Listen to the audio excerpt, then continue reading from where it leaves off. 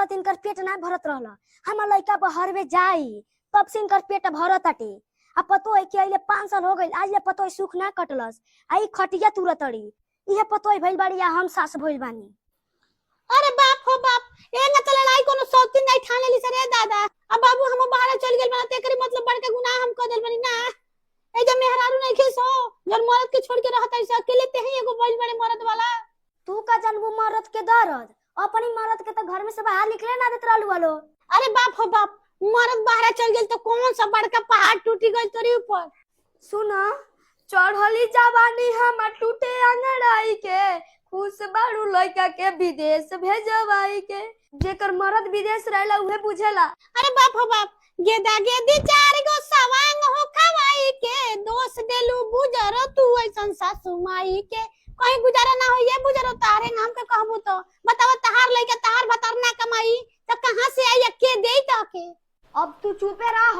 लइका भेजे पैसा तो धरेलू हाथी आई के देलू नाही टाइम से तू नवली आई के।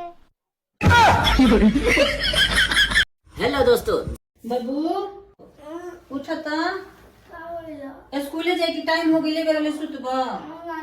अरे ना हमर बाबू आवा तो सब लइका पढ़े जाता सब चलो तो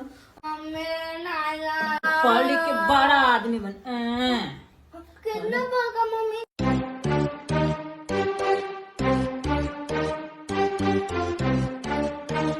चल जा पढ़े जा।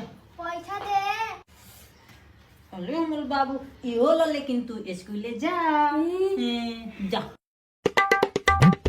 A few moments later. अरे छोटी पूजा बागुला काहे चलिएला बाबू? हम चल गए ना मम्मी इके मन ना लगा तो सब चल गए ना सब। अब पैसा तरबूजा खा ले ठंडा गर्मी पड़ रहा। अब है पैसा दे बुका। हां फिर पैसा देते नहीं। हां 10 रुपया 10। हां काहे ना बाबू अब स्कूल ना जेबा। यहाँ पैसा खत्म हो गइल बा। अब पैसा देते तो जेबा। हां अले हमल छुगा हमल छोना हमल लाजा स्कूल हो जा चलो कत हो जा। हां लोकत है।